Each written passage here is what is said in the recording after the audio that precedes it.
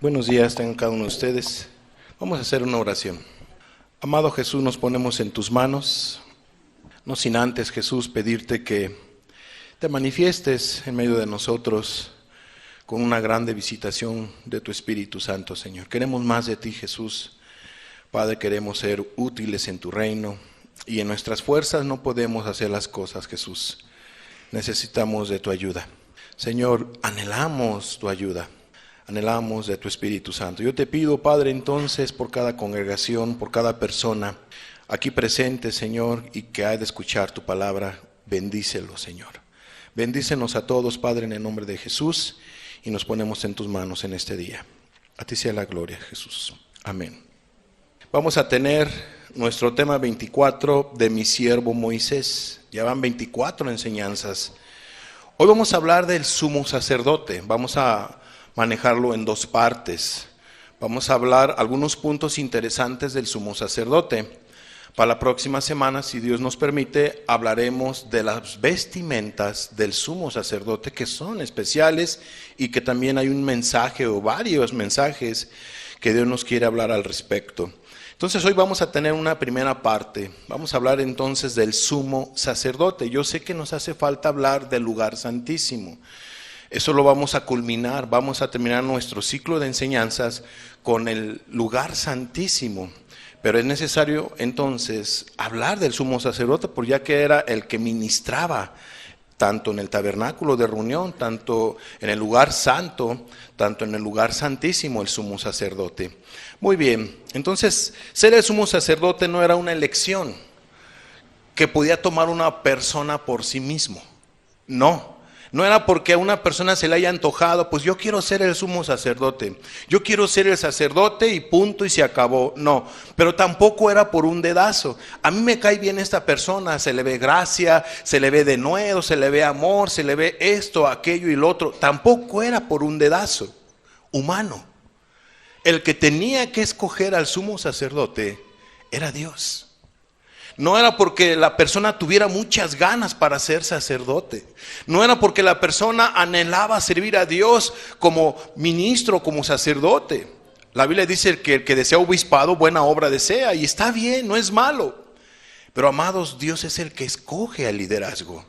Dios es el que hace el llamado a un hombre para que le sirva y estar compartiendo una palabra espiritual para un ser humano, para una persona, para una familia, para una sociedad.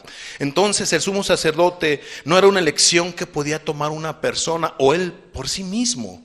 No era por un dedazo, era porque Dios escogía al sacerdote. Yo sé que actualmente es así como yo les digo, ¿no? Es por dedazo. Últimamente hay muchos seminarios teológicos donde cuando un hombre o una mujer estudia una carrera, una licenciatura en teología, ya sale como pastor, ya sale como sacerdote, ya sale como ministro, solamente porque estudió. Pero amados, el sacerdote, ya lo hemos explicado en los primeros temas de esta enseñanza, del llamado de Dios a Moisés. Amados, Dios ve el corazón, no la letra, y es importante el conocimiento, porque un ministro debe de conocer las Sagradas Escrituras. Pero repito, actualmente, aunque haya muchos institutos, no porque la gente termine una licenciatura en teología, va a ser ya un pastor. Sé que en las organizaciones, en las denominaciones, así pasa. Pero amados, Dios es el que escoge a los sacerdotes y lo vamos a ver de una manera bíblica. Primer punto entonces de esta enseñanza. Dios era el que escogía a sus líderes espirituales y escogió a Aarón, a sus descendientes luego de él. Vamos a ver Números 18, 6 y 7. Fíjate lo que dice la Biblia. Porque aquí yo he tomado a vuestros hermanos los levitas de entre los hijos de Israel. ¿Quién había tomado a los levitas de entre los hijos de Israel? El Dios de los cielos. Dice, dado a vosotros en don de Jehová, para el servicio de Dios. De las 12 tribus, él había escogido a la tribu de Leví para que fueran sacerdotes, para que fueran ministros. Dados a vosotros en don de Jehová, para que sirvan en el ministerio del tabernáculo de reunión. Entonces Dios los escogió, ¿para qué? Para dárselos a las 11 tribus, a toda la nación de Israel, para que estuvieran compartiendo lo que Dios hablara a esa nación. Es lo que nos deja ver esta porción de la Escritura, para que sirvan en el ministerio del tabernáculo de reunión. Versículo 7. Mas tú y tus hijos contigo guardaréis vuestro sacerdocio en todo lo relacionado con el altar.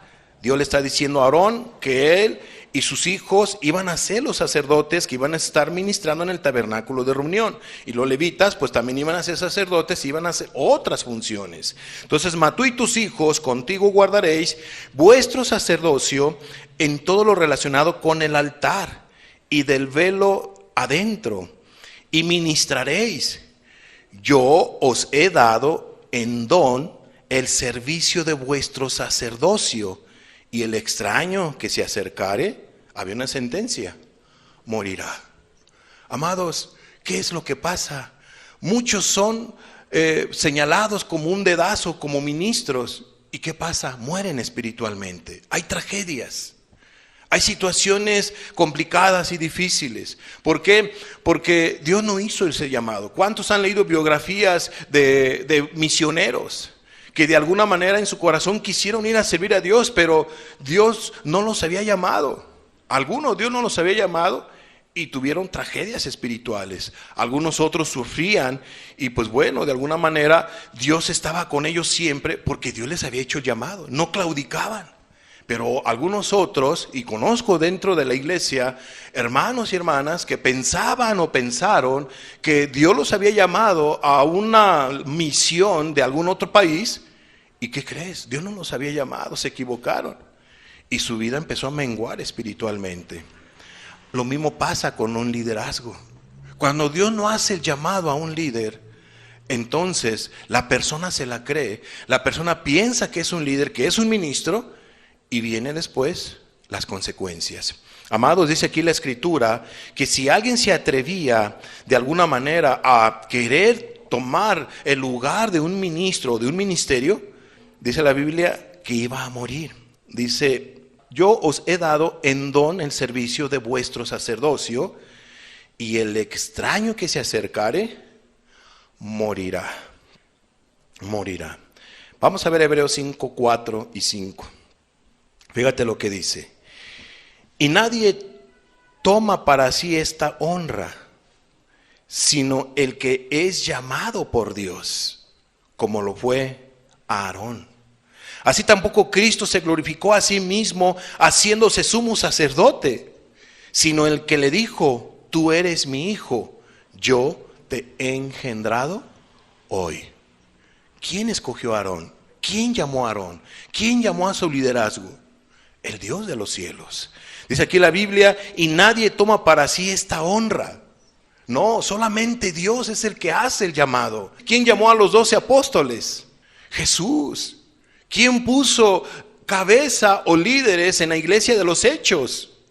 El Espíritu Santo, el Dios de los cielos. Dios no cambia, Él sigue siendo el mismo hoy y siempre. Él sigue llamando al liderazgo de una manera como lo estamos viendo. Él es el que hace el llamado.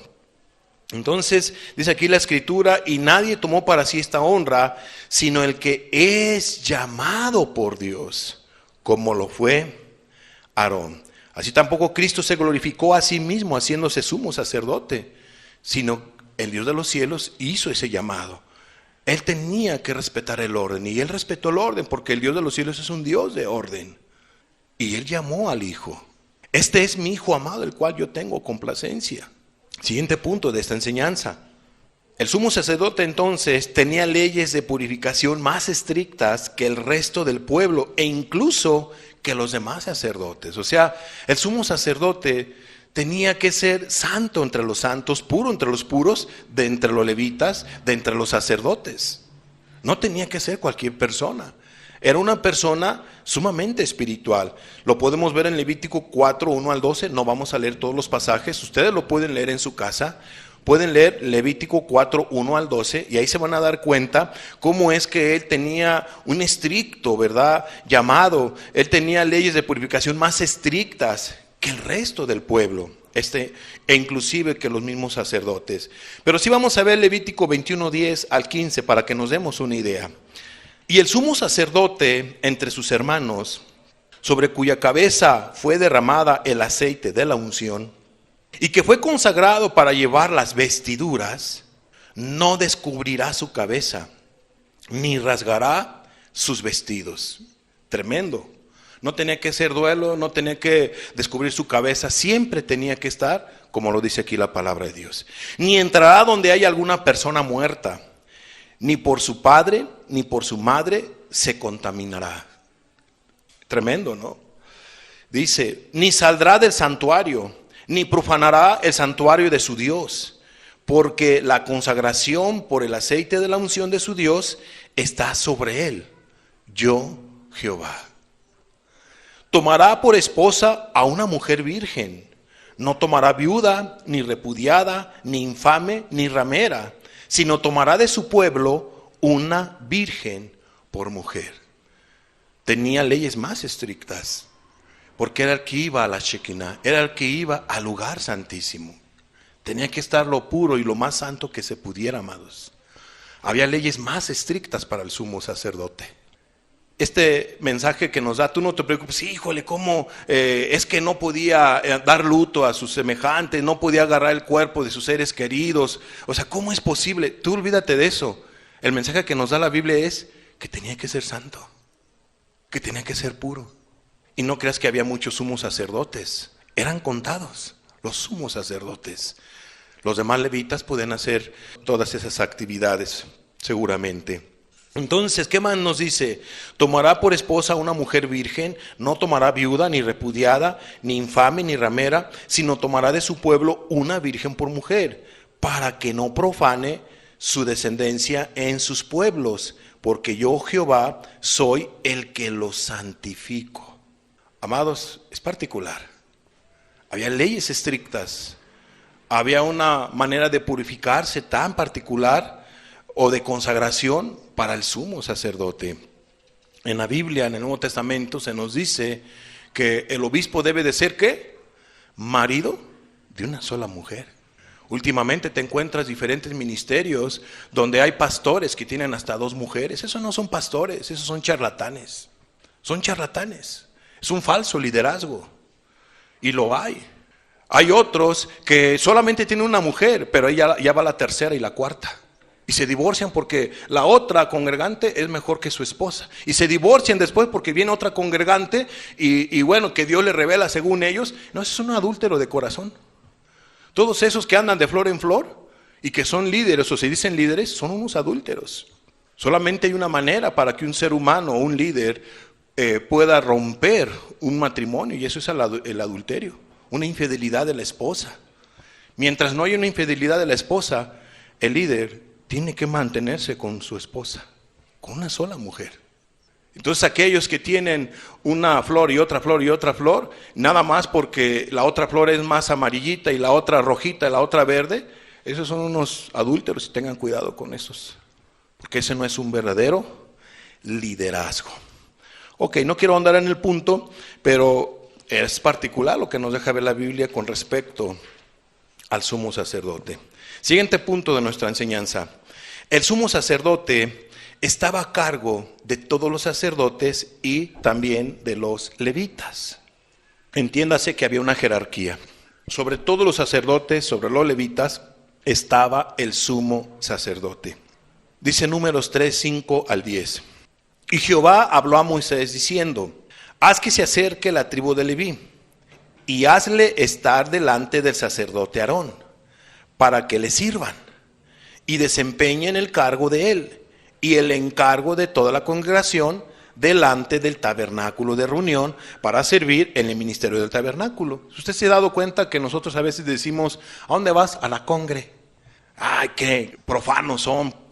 Se dice templo de Dios. No, es a la congre. Aquí la Biblia nos habla de la congregación. Y no está mal decir también que vamos a la iglesia. Tampoco está mal que alguien diga vamos al templo, ¿no? Pero no podemos señalar a alguien nada más porque dice congregación. Vamos a la congregación. Ok, un paréntesis. Entonces, y desempeñen el encargo de él. y el encargo de toda la congregación delante del tabernáculo de reunión para servir en el ministerio del tabernáculo. Y guarden todos los utensilios del tabernáculo de reunión y todo lo encargado a ellos por los hijos de Israel, y ministren en el servicio del tabernáculo. Y darás los levitas a Aarón y a sus hijos, les son enteramente dados de entre los hijos de Israel. Y constituirás a Aarón y a sus hijos para que ejerzan su sacerdocio, y el extraño que se acercare morirá. Una vez más vemos esta porción de la Escritura. Entonces, amados, había una jerarquía, había un liderazgo, y bueno, es bueno reconocerlo, ¿no? Y no es tanto porque uno esté ahí mandando y así, etcétera, ¿no? Solito el liderazgo se va dando. El servicio, tú lo vas viendo y tú ves siempre nosotros vemos a nuestros hermanos como superiores a nosotros, como mayores a nosotros. Así debe de ser y así nos marca la Escritura. Pero el hecho de que los veamos como superiores no deja de ver que hay un rango en lo espiritual, ¿verdad? No como mandamases, como vamos a ver más adelante, sino de servicio, de espiritualidad, de enseñanza, de dirección, etcétera, etcétera. Entonces, vamos a pasar a las funciones de los sacerdotes. ¿Cuál era la primera función? Pudieron haber tenido varias, ¿no? Como ya los hemos explicado. Vamos a mencionar como primera en este orden de este apartado, que eran intermediarios entre dos partes, entiéndase, entre Dios y los hombres. Esa era la función de los sacerdotes. Ellos tenían que ministrar a Dios, claro está. Ahora, como intermediarios se entiende que eran intercesores, eran abogados, para que mejor me entiendas. ¿Qué es un abogado? Es el que defiende a una persona ante una injusticia, ante un juez y ante un adversario, si tú lo quieres ver así, ¿no? Entonces, el abogado es el que va a defender o el que va a ver que se aplique la ley a aquella persona que él está defendiendo, etcétera, etcétera. Entonces, el intermediario tiene que ver, o el intercesor tiene que ver con eso, ¿verdad? Con una persona que se va a interponer entre Dios y los hombres para un beneficio, en este caso, tanto para los hombres, pero también para que los hombres amen a Dios, respeten a Dios, sirvan a Dios. Entonces los sacerdotes representaban al pueblo ante Dios. Ellos representaban ante el pueblo, ante Dios. ¿A través de cómo? De los sacrificios que se hacían, y de todo eso ya lo estuvimos explicando. Pero también representaban a Dios ante el pueblo, ya que ellos hablaban de parte de Dios al pueblo a través de profecías, a través de las visiones, sueños, pero también ellos hablaban de parte de Dios al pueblo a través de las instrucciones, a través de lo que ya está escrito en las Sagradas Escrituras. Ellos instruían al pueblo. Fíjate lo que dice Deuteronomio, capítulo 33, versículo 10. Ellos enseñarán tus juicios a Jacob. ¿Quiénes? Los sacerdotes. Ellos tenían que enseñar la palabra de Dios al pueblo. Y tu ley a Israel. Pondrás el incienso delante de ti y el holocausto sobre tu altar. Entonces dice la primera parte que ellos tenían esta función, enseñar tus juicios, enseñar los juicios a Jacob y enseñar la ley, ¿a quién? A Israel. Esa es la función de un ministro, o esa era la función de los sacerdotes en el Antiguo Testamento. Hablar de la palabra de Dios. Hablar a las personas lo que Dios dice en su santa palabra, o lo que Dios hablaba a través de lo que ellos oraban, o de lo que ellos de alguna manera soñaban, porque a veces Dios les hablaba a través de los sueños, etcétera, etcétera, o a través de una visión. Amados, esa es la responsabilidad de un sacerdote en el Antiguo Testamento. Era hablar de parte de Dios. Hablar a las personas lo que Dios dice para que ellas anduvieran en el camino de Dios. Fíjate lo que dice Hebreos capítulo 5, versículo 1 al 3. Dentro de este primer punto, que eran intermediarios entre dos partes, entiéndase Dios y los hombres, porque todo sumo sacerdote tomado de entre los hombres es constituido a favor de los hombres en lo que a Dios se refiere, para que presenten ofrendas y sacrificios por los pecados. Y eso ya lo estuvimos explicando. ¿verdad? En el altar de bronce, la labor que hacían los sacerdotes. ¿Intercedían a favor de quién? De los hombres. Ellos representaban, el sumo sacerdote una vez por año representaba a todo Israel ante la presencia de Dios, para que Dios los bendijera, para que Dios los perdonara, para que Dios tuviera misericordia. ¿Qué labor tan importante hacía el sumo sacerdote? ¿Qué labor tan importante hacía el sacerdote? Enseñaba a la gente la ley de Dios, los mandamientos de Dios, la palabra de Dios. Y eso es lo que debe de ser cualquier ministro actualmente, cualquier sacerdote, cualquier ministro, cualquier líder, hablar la palabra de Dios, hablar de la ley moral de Dios, hablar lo que Dios le dice a través de sus sagradas escrituras, a través de la oración, o a través, si hubiese alguna visión, un sueño, una profecía, etcétera, etcétera. Entonces, ¿qué dice el versículo 2? Para que se muestre paciente con los ignorantes y extraviados. Iba a haber gente que iba a neciar. ¿Por qué? Porque tenía una ignorancia a través de las sagradas escrituras. Es que yo no creo que sea así. Entonces el líder tiene que ser paciente, tiene que enseñar, tiene que instruir. No, estás equivocado, no mujer, estás equivocado, no varón, estás equivocado, no es así. Fíjate que la Biblia dice esto, aquello, lo otro. Ah, sí es cierto. Entonces la Biblia dice que a los que dudan, convencedlos. Y entonces la labor de un ministro es esto, ¿no? Ser paciente con los ignorantes y extraviados, porque hay personas que están extraviados del camino de Dios, hay personas que están extraviadas del reino de Dios, y esa es la labor de un ministro, ayudar a los extraviados también. ¿A qué vino Cristo? ¿Quién es el sumo sacerdote entre los sumos sacerdotes? Es Cristo. ¿Y qué ejemplo nos dio Él? Él vino por los perdidos, Él fue por los perdidos, Él le predicó a los perdidos, Él le predicó a las rameras, Él les predicó a los pecadores peores que hubiese en aquellos tiempos. No lo señalaban los líderes a Jesús como compañero y como amigo de los pecadores, y no porque Cristo fuera pecador, sino porque Cristo vino a los perdidos, vino a ayudar a los perdidos a que dejen de estar en esa perdición, en ese extravío. Cristo vino a salvar, ayudar a la gente a salir de la esclavitud del pecado. A eso vino Cristo, a romper las cadenas del pecado, ayudar a los ignorantes a que ya no estén en ignorancia, sino que tengan la verdad, y Cristo es la verdad. Bueno, esa es la labor que debe de ser un ministro, ayudar pacientemente ¿a quiénes? A los ignorantes y a los extraviados, puesto que Él también, dice la Biblia, está rodeado de debilidad. En pocas palabras, ¿qué nos da a entender aquí la Escritura?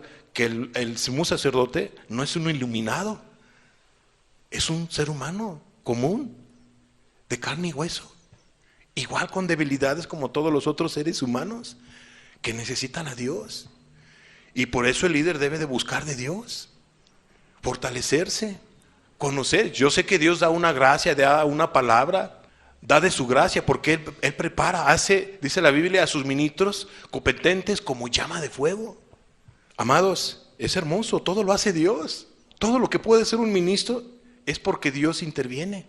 Y no es por sus muchas habilidades, o su mucha facilidad de palabra, o su mucho conocimiento. Es porque Dios lo respalda, es porque Dios está con él. Es eso. Entonces, ¿qué más dice las Sagradas Escrituras? Para que se muestre paciente con los ignorantes y extraviados, puesto que él también está rodeado de debilidad.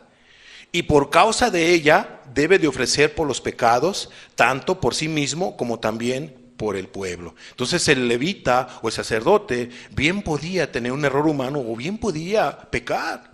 No porque amara el pecado. A ver, ¿pecó Moisés o no pecó Moisés? Claro que pecó, pero ¿practicaba el pecado Moisés? No, claro que no lo practicaba. ¿Aarón pecó o no pecó? Claro que pecó, pero ¿practicaba el pecado? ¿Era esclavo del pecado el líder? El sacerdote en el Antiguo Testamento no era esclavo del pecado. Pero aún así, cuando pecaba, inmediatamente tenía que arrepentirse para que su pecado fuese perdonado, fuese restaurado. Amados, eso es lo que dice la palabra de Dios. Un líder se puede equivocar, un líder puede llegar a pecar. Hay de pecados a pecados. Hay de pecados que ameritan una disciplina a un líder. No nomás una oveja es disciplinada, también un líder puede ser disciplinado. Es más, hasta puede perder todo el ministerio en cierta manera, ¿no? Lo que, si llegara a pecar, dependiendo del pecado, y si no se arrepiente, pues así estará. No importa que haya sido líder durante 5, 10 o 20 años. Amados, Dios no tiene compadrazgos. No es cualquier cosa estar al frente y hablar de parte de Dios, hablar una enseñanza, hablar un estudio, una predicación. Entonces hay de pecados a pecados. Conozco ministerios que florecieron muy bonitos, pero se descuidaron. Y ahorita están como ovejas y hasta allí, algunos con humildad, otros se envanecieron, no, es que yo soy líder y mi llamado es firme y todo, etcétera, y ahí están por ahí predicando en otros lugares. Bueno, allá hay ellos y Dios. La Biblia nos enseña los requisitos que debe de tener un ministro. Entonces, eso es lo que nos deja ver la Escritura. Eran intermediarios entre dos partes, Dios y los hombres. Entonces dice en Hebreos, ya leíamos 5:1, que habían sido constituidos para que fueran a favor de los hombres, para que estuvieran intercediendo entre Dios y los hombres. Ahora, bendecían también al pueblo en nombre de Dios. Es una labor muy importante que hacían los sacerdotes, es que ellos bendecían de parte de Dios al pueblo. Hay una bendición que un ministro puede dar a un pueblo, a una vida. La oración de un ministro de veras es particular, bíblicamente. Pero también la oración de una hermana, de un hermano también es hermosa. ¿Sabes por qué? Porque Dios nos constituyó reyes y sacerdotes a todos. O sea, todos tenemos esa oportunidad de ministrar a Dios. ¿Qué labor hacía el sacerdote? Era estar ministrando a Dios. Entonces la oración de una hermana, de un hermano en la fe, también tiene una bendición especial. Pero hay una bendición más especial de un ministro. De una manera bíblica te lo voy a demostrar. Vamos a ver Levíticos 9:22. Que una labor importante de un sacerdote era bendecir al pueblo de Dios. Levítico 9:22 dice: después alzó Aarón sus manos hacia el pueblo y lo bendijo. Y después de hacer la expiación, el holocausto y el sacrificio de paz, descendió. O sea, fue aceptado, etcétera, lo que tú quieras. Pero aquí nos dice la primera parte, que Aarón alzó sus manos y bendijo al pueblo. Dios bendice a este pueblo. Dios bendice a esta nación. Dios, que tu presencia esté con ellos. Dios, ellos te necesitan. Dios, visítalos con tu presencia. Pues eran los cantos. Señor, aviva tu obra. En medio de estos tiempos, hazla conocer. Queremos ser un faro de tu luz. En medio de esta oscuridad, salvando al pecador, Padre. Bueno, amado, la lista sigue. Las necesidades son muchas. Pero Aarón hizo eso, bendijo al pueblo, porque el pueblo necesitaba esa bendición de su líder, de su sacerdote. Repito, una labor del sacerdote era representar al pueblo ante Dios, pero también era representar al Dios de los cielos ante el pueblo. Porque el Dios de los cielos utilizaba al sacerdote para hablar de parte de él. No que el sacerdote fuera Dios, sino que él hablaba de parte de él. Entonces, vamos a ver Números 6:22 al 27.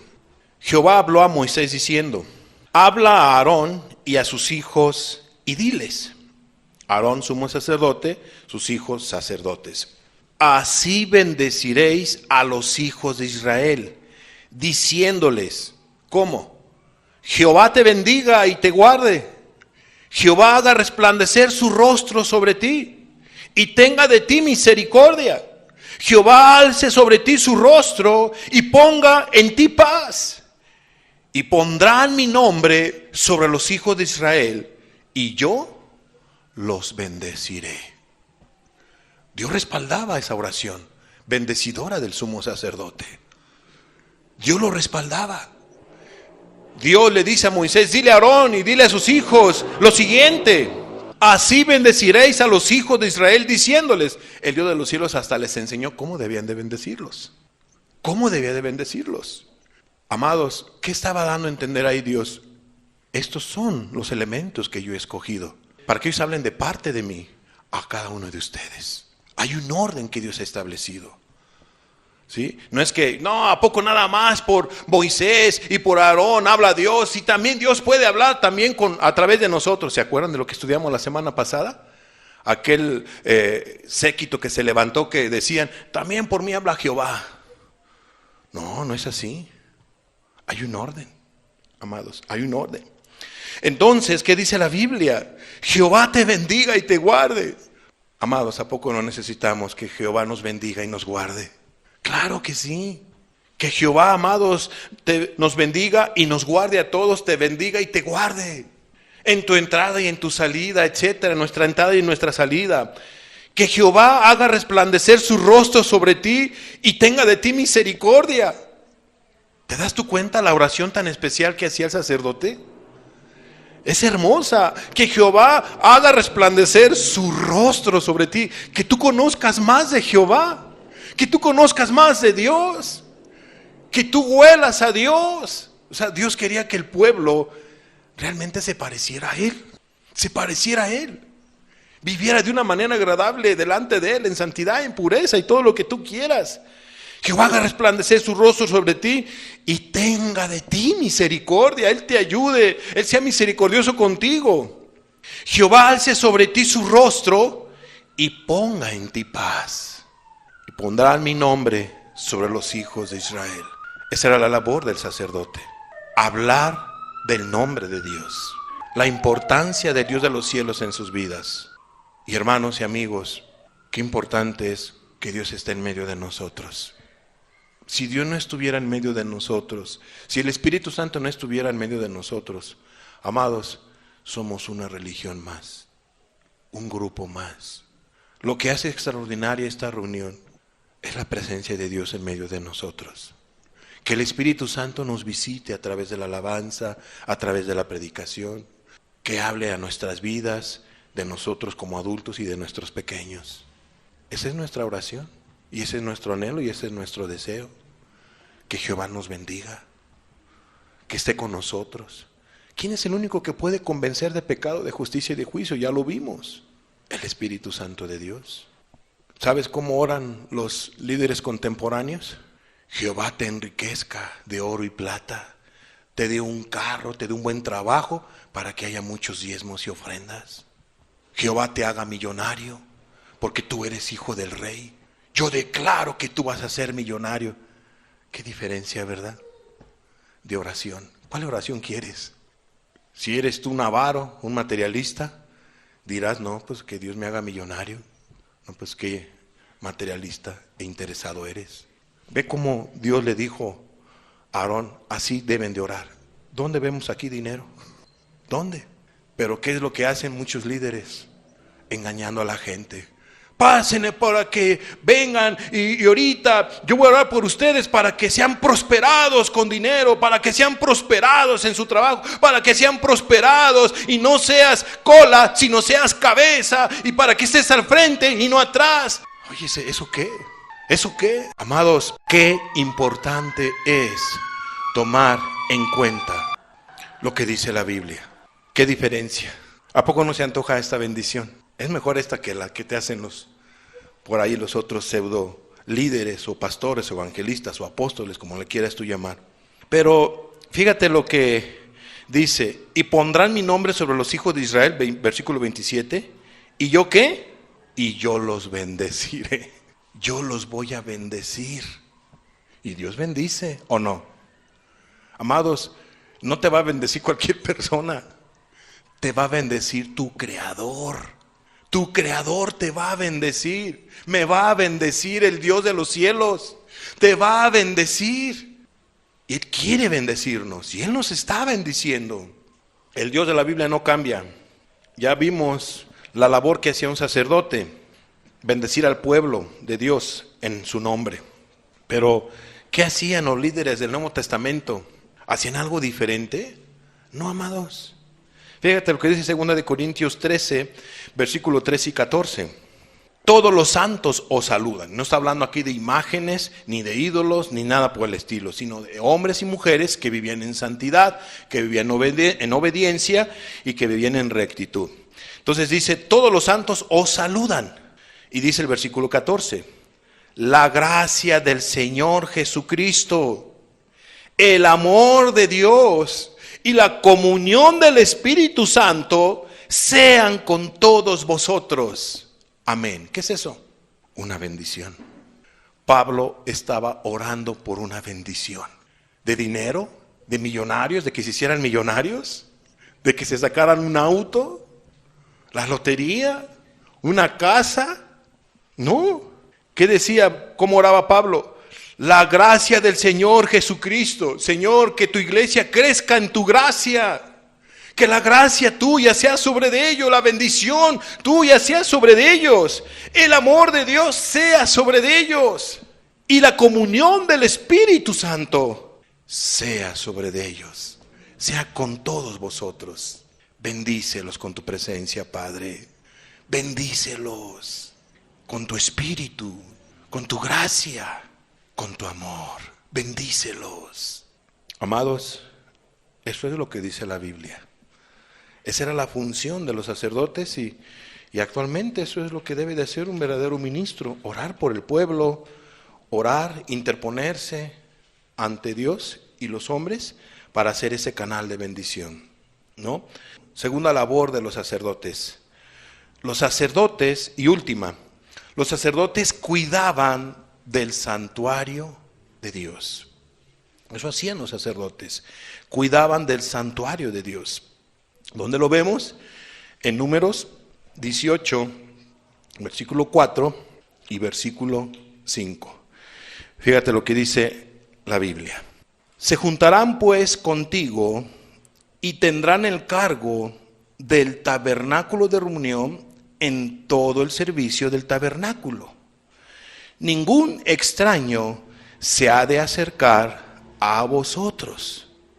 Y tendréis el cuidado del santuario y el cuidado del altar, para que no venga más la ira sobre los hijos de Israel. Si los sacerdotes o los levitas se descuidaban de alguna manera en ese servicio, podía afectar al pueblo, podía afectar al Dios de los cielos. Entonces ellos se hacían cargo del santuario de Dios, del tabernáculo de reunión, donde estaba la presencia de Dios, que todo estuviera en orden. Así hacían ellos, una labor tan importante. Fíjate lo que dice Números 2:17. Luego irá el tabernáculo de reunión con el campamento de los levitas, en medio de los campamentos, en el orden en que acampan. Así marchará cada uno junto a su bandera. Yo les recomiendo, para que entiendan este pasaje, que lean Números capítulo 2. Y te vas a dar cuenta que Dios organizó a cada una de las 12 tribus de qué manera tenían que estar ordenados ante el tabernáculo de reunión. ¿Sabes cuál era el centro de todas las tribus? Estaba el tabernáculo de reunión. ¿Y qué era lo que tenía que hacer? Los que estaban eran los levitas, allí a la redonda, y 6 tribus estaban atrás, 6 tribus estaban adelante, y entre el medio estaban los levitas, ¿no? Si tú lo quieres ver así. Entonces, ellos eran los que estaban al pendiente del cuidado del santuario de Dios, los levitas. Cuando dice, así marchará cada uno junto a su bandera, y cuando ellos iban hacia adelante, iban en ese mismo orden. Iban ordenados, no marchaban cada quien como a quien se le ocurriera. No, yo creo que hoy voy a descansar. No, había un orden para marchar. Y el orden era que unas tribus hacia adelante, otras tribus hacia atrás, y en el medio, ¿quiénes? Los levitas. El tabernáculo de reunión, iban marchando en ese respectivo orden. ¿Qué nos deja ver la Biblia? Pues que el Dios de los cielos es un Dios de orden, pero los sacerdotes cuidaban del santuario de Dios. Era la responsabilidad de que todo estuviera al pie de la letra, porque era necesario, tanto para bendición de ellos, para que Dios de los cielos fuera bendecido, exaltado, pero también para que el pueblo no le aconteciera algo, como le aconteció a quién, a Coreb, y a quién más, y a su séquito, ¿Y a quién más? Ya lo explicamos. Y a Usa, que tocó el arca del testimonio y que no le era permitido más que a los sacerdotes, a los levitas, y murió. En el Nuevo Testamento vamos a tener esta aplicación. Dejamos ahorita esta primera parte de los sacerdotes. Sé que no he explicado y no entré en detalle acerca de los sacrificios que ellos hacían y todo, porque ya lo vimos en las enseñanzas pasadas, labores que hacían los sacerdotes. Ahorita vamos a pasar a una aplicación. En el Nuevo Testamento, Dios fue el que escogió a sus ministros. O sea, Dios no cambia. En el Antiguo Testamento Dios escogió a los sacerdotes, al sumo sacerdote, y ya lo argumentamos con pasajes bíblicos. Nuevo Testamento es lo mismo. Dios escoge a sus líderes y a sus ministros. Efesios capítulo 4, versículo 11 y 12. Dice la Biblia lo siguiente: y Él mismo constituyó a unos apóstoles, a otros profetas, a otros evangelistas, a otros pastores y maestros. ¿Para qué? A fin de perfeccionar a los santos para la obra del ministerio. ¿Para qué más? Para la edificación del cuerpo de Cristo. Esa es la labor de un ministro, esa es la labor de un líder, ¿verdad? Para perfeccionar a los santos para la obra del ministerio. ¿Y para qué más? Para la edificación del cuerpo de Cristo. Pero ¿quién fue el que constituyó a los apóstoles, a los profetas, a los evangelistas, pastores y maestros? ¿Quién? Jesucristo. Jesucristo. No fue el dedazo humano, ¿verdad? No fue porque me cae bien él o me cae bien aquella otra persona. No, nada de eso. O porque la persona tenga muchas ganas. Es que Dios escoge. Él sigue escogiendo. Él sigue haciendo el llamado. Él no cambia. Él sigue siendo el mismo ayer, hoy y siempre. Entonces, al igual que los sacerdotes y levitas, pues así estos ministros deben de estar al cuidado de la iglesia. Todo líder, todo predicador, todo líder de alguna célula, una congregación o una iglesia debe de estar al cuidado de la iglesia, de que no se salgan las cosas fuera de lugar. Cuidar que no haya ninguna situación que no sea bíblica, en fin. Esa es la labor de un ministro. Los ministros entonces deben de estar al pendiente de la iglesia. Vamos a ver 1 Timoteo capítulo 3, versículo 14 y 15. Dice la Biblia: esto te escribo, aunque tengo la esperanza de ir pronto a verte, para que si tardo, sepas cómo debes de conducirte en la casa de Dios, que es la iglesia del Dios viviente, columna y baluarte de la verdad. Entonces, un líder sabe cómo debe de conducirse en la casa de Dios. Debe de estar al pendiente de la iglesia de Dios, él mismo, y debe de estar al pendiente de las ovejas también. Hechos capítulo 20, versículo 28, que dice: por tanto, mirad por vosotros y por todo el rebaño en que el Espíritu Santo os ha puesto por obispos, para apacentar la iglesia del Señor, la cual él ganó por su propia sangre. Y aquí vemos varios puntos importantes. Dice que un ministro debe de tener cuidado de sí mismo, que un ministro debe de estar al pendiente de su salvación como cualquier otro cristiano. Por la Biblia dice: guardaos ¿qué? Vuestra salvación con temor y temblor. Porque también la Biblia dice: el que piensa estar firme, ¿qué? Mire que no caiga. Entonces todo líder, aunque sea un líder, debe de cuidar su alma, debe de cuidar su vida, debe de cuidar su salvación con temor y temblor. Cada líder, cada predicador, cada ministro, ¿no? Debe de estar cuidando su salvación, como dice aquí la Escritura, ¿no? Mirad por vosotros, pero no solamente deben de ver por ellos. ¿Qué más dice? Y por todo el rebaño. Debe de estar mirando por todo el rebaño. Y todo es todo el rebaño. En que el Espíritu Santo os ha puesto. ¿Quién puso a los obispos? El Espíritu Santo. ¿Quién puso a los ministros? Obispos, pues son pastores los que están pastoreando. ¿Quién los puso? El Espíritu Santo. Dios es el que pone el liderazgo. No es que, como en otros lugares, a ver hermanos, Vamos a escoger hoy a nuestros ancianos. Vamos a escoger hoy a nuestros nuevos líderes. Vamos a escoger hoy a nuestro pastor. Mayoría de votos, por favor. Levanten la mano los que quieren a fulano de tal. Y todos los demás. ¿No? A ver, levanten la mano los que quieren a este otro fulano de tal como su pastor. Y toda la mano. A ver, cuenten las manos. A ver, bueno, no, pues ganó este con tantos votos. Entonces usted es nuestro nuevo pastor. Ah, caray, eso no es bíblico. Dios es el que escoge. Dirán algunos, pero ¿cómo saber a quién Dios escogió? Es muy fácil. Se ve la gracia, se ve el denuedo. Una ocasión yo platicaba con una persona, es que yo soy pastor. No, sí, está. No, sí, yo tengo tantos años de pastor, decía la persona. No, está bien, qué bueno. Y no, hermano, y así, si quiere yo predico en su iglesia. Ya van varios por ahí que me han dicho eso, Y yo soy pastor y toda la cosa y todo, y los he atendido, los he amado, los he servido y todo. No, está bien. ¿Y en dónde pastorea? Pues ahorita no tengo ninguna congregación, pero ando buscando. Entonces, ¿de qué es pastor? No tiene ovejas, un pastor sin ovejas. ¿Será pastor? Claro, está que no, pero él dice que es pastor y tiene su credencial de pastor, pero no tiene ovejas. Un pastor, ¿a quién siguen las ovejitas? Sabemos que el pastor entre los pastores es Cristo, ¿no? Pero respetando el orden, ¿a quién sirven las ovejas?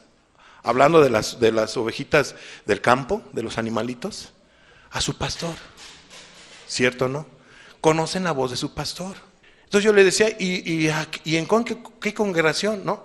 ¿O una célula? No, pero allá ando trabajando, hermano. ¿No quiere que yo pastoree? No, pues ya. Ahí es donde necesitan ser orientados las personas. En otra ocasión una persona igual, de la misma manera. Se dicen evangelistas, se dicen pastores y no tienen un lugar, no tienen ovejas y tienen años así, en fin. Pero ahora, un hermano puede ganar un alma, otra alma, y luego otra alma, y luego otra alma. Y ya de repente tiene un grupito, y ya de repente tiene ya más, y ya de repente tiene así. ¿Será que tendrá llamado de pastor o no? Si tiene más almas y se le ve gracia de nuevo y todo. Y los otros tienen título y tienen credencial y fueron a un instituto y salen como pastor, pero no tienen ovejas. Y el otro que no ha estudiado, no porque no quiera, sino no se le ha dado la oportunidad, está gane almas. ¿Quién es el pastor? ¿A quién se le ve que Dios está escogiendo? Al que tiene ovejas, ¿no? Entonces no se trata de dedazo, se trata de frutos.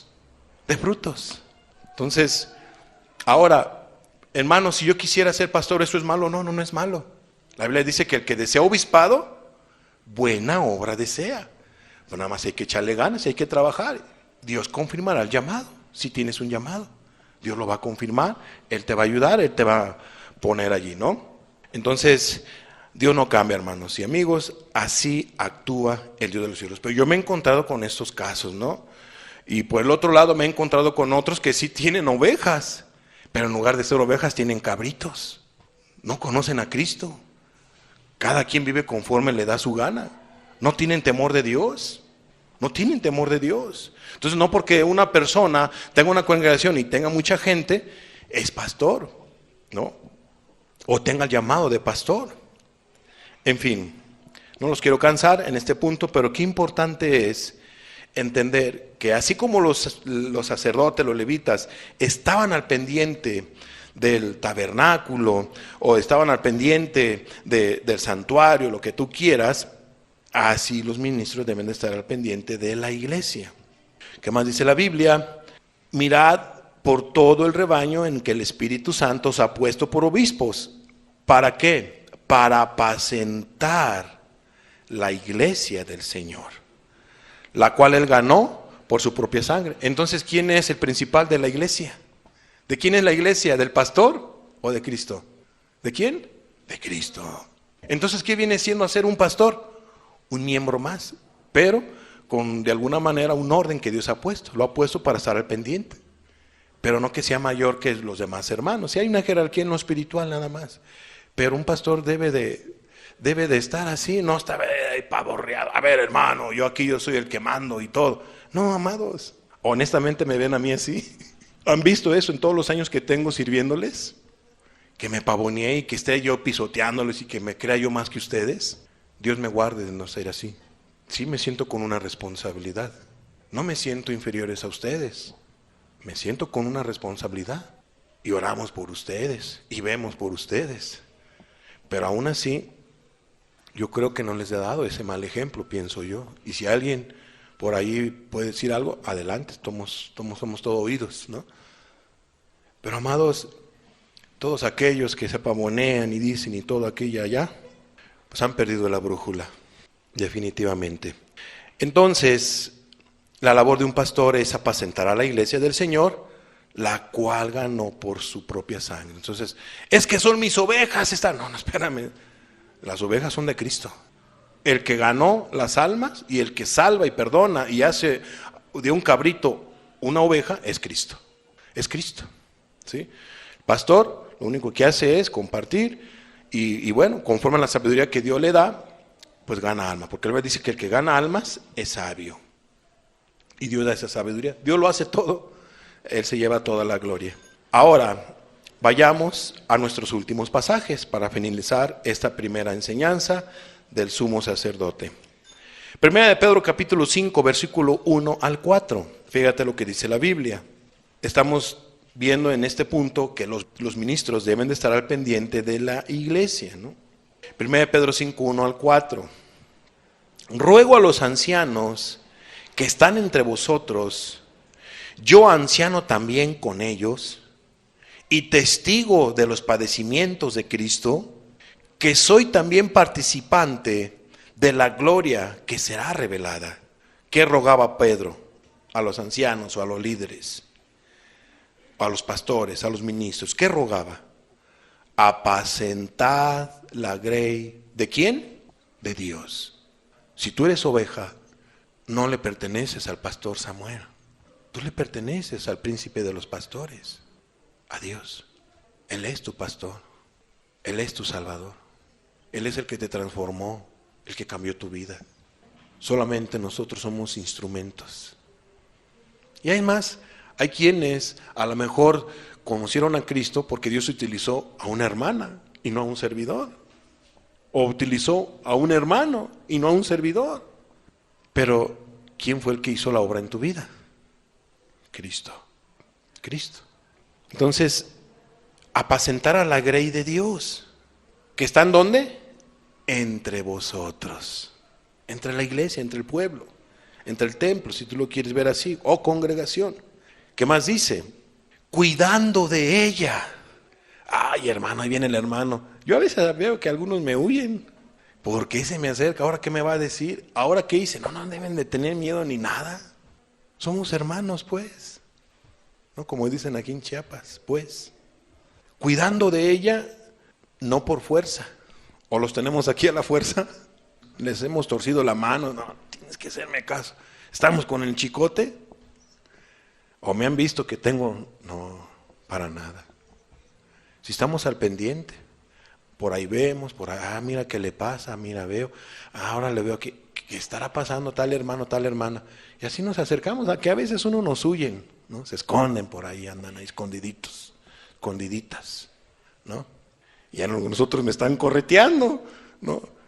De todo es bueno. En ese sentido me refiero a que, pues bueno, algunos están atrás de mí, hermano, una cita, mira que quiero platicar. Algunos me llegan así de sorpresa, ¿no? Y a veces se dan la sorpresa de que no estamos.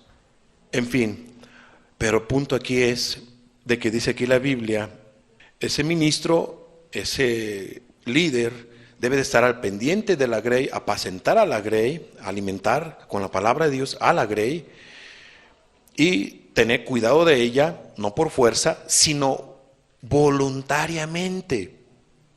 Ojo, no por ganancia deshonesta, sino con ánimo pronto. Sino con ánimo pronto. Pero dice aquí la Biblia, sino voluntariamente. ¿Consideran ustedes que están voluntariamente? Creo que sí, ¿no? Pienso yo, ustedes respondan. Nadie se les está obligando, pero dice aquí la Biblia que esa es la labor de un pastor. Y un ministro no debe de ser una mercadería por las ovejas, ¿de acuerdo? No debe de ser mercadería En este caso, que si tú lo ves interesado en las cosas materiales, aguas. Sino con ánimo pronto. Y dice el versículo 3, no como teniendo señorío sobre los que están a vuestro cuidado, sino siendo ejemplos de la grey. Y cuando aparezca el príncipe de los pastores, ¿quién es el príncipe de los pastores? Jesucristo, es el príncipe de los pastores. Vosotros, los líderes, recibiréis la corona incorruptible de gloria. Y no solamente sus líderes, sino también todas las ovejas. Pero en el contexto dice, y cuando aparezca el príncipe de los pastores. Es una palabra para liderazgo. Si el liderazgo es sano, es puro, es recto, Dios los va a bendecir. Dios los va a ayudar, Dios los va a socorrer, junto con las ovejas. Jesús dijo que cuando hay un liderazgo ciego, espiritual, no puesto por parte de Dios, dice Cristo, si un ciego guiare a otro ciego, ambos ¿qué? Caerán en el hoyo. Pero si un ministro anda en la luz de Cristo, irradia la luz de Cristo, ¿cómo andarán esas ovejitas? En luz. Habrá vidas que amen a Cristo. Habrá vidas que amen al Señor. Y si esa ovejita tiene la luz de Cristo, ¿cómo van a estar los que estén a su alrededor? Serán alumbrados de la luz de Cristo. ¿Sabes cómo se reproducía la iglesia en los hechos? ¿Quién ganaba más almas? ¿Quién evangelizaba más? ¿Quién atraía más almas a la iglesia? Las mismas ovejas. Eran las que iban compartiendo y la gente se iba interesando. Amados, todos somos reyes y sacerdotes. No estoy diciendo que tú eres la pastora o eres cosas así, o pastor, no, sino que me refiero que todos tenemos esa encomienda. ¿Cuál? Predicar a Cristo. Y si tú predicas a Cristo, ¿puedes ganar un alma, sí o no? Claro que puedes ganar un alma. Amados, entonces dice la Biblia, y cuando aparezca el príncipe de los pastores, vosotros recibiréis la corona incorruptible de gloria. Cerramos nuestros ojos, por favor. Amado, tu palabra es clara, es preciosa. Señor, síguenos bendiciendo, sigue hablando a nuestras vidas, Señor. Que esta palabra llegue a lo más profundo de nuestro ser. Qué hermoso es contar contigo, Jesús.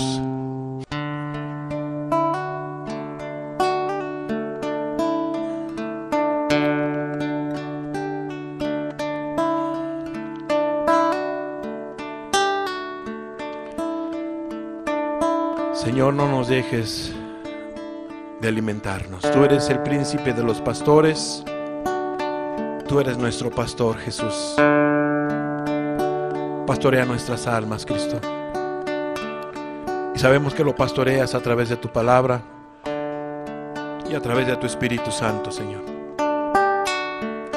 No dejes de pastorearnos a todos, Señor. De bendecirnos a todos.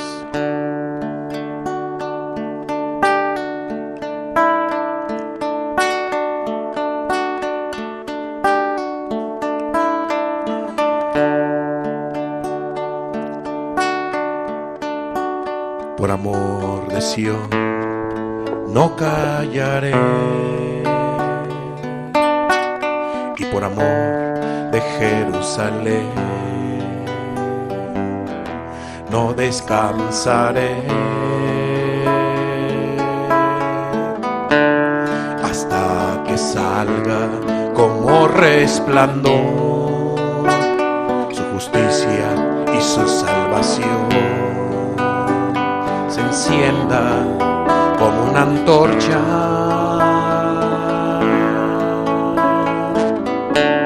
hasta que salga como resplandor su justicia y su salvación. Se encienda como una antorcha.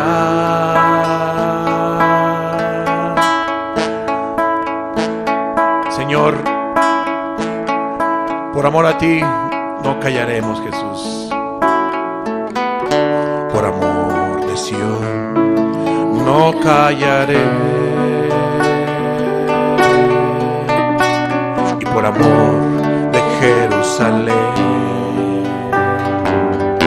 no descansaré hasta que salga como resplandor su justicia y su salvación, se encienda como una antorcha.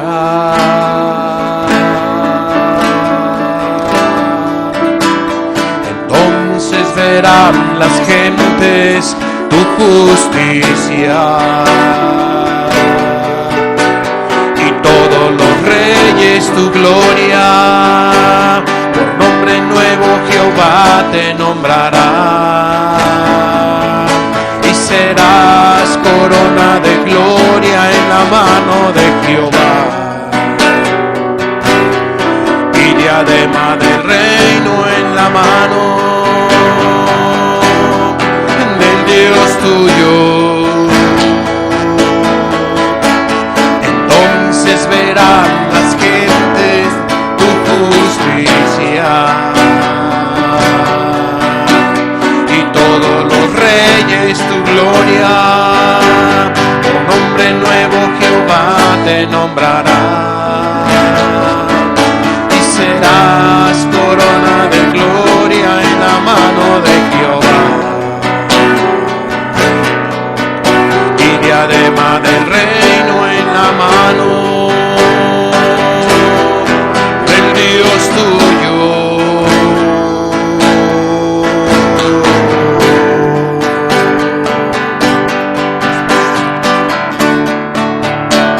Así es, Señor. Por amor de Sión, no callaremos, Señor. Y por amor a Jerusalén, no descansaremos, Señor Jesús. Y por amor a ti, oh Padre, no callaremos y no descansaremos, Señor. Henos aquí, amado Jesús, que se haga tu voluntad en nuestras vidas, Señor. Queremos servirte, queremos hacer tu voluntad, Señor.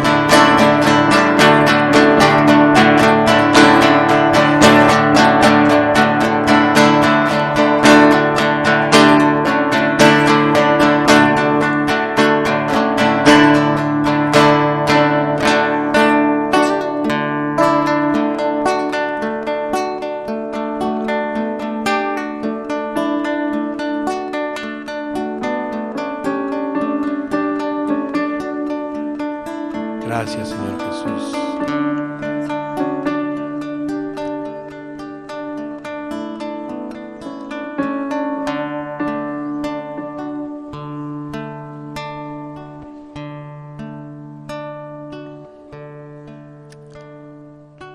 Amén, Jesús.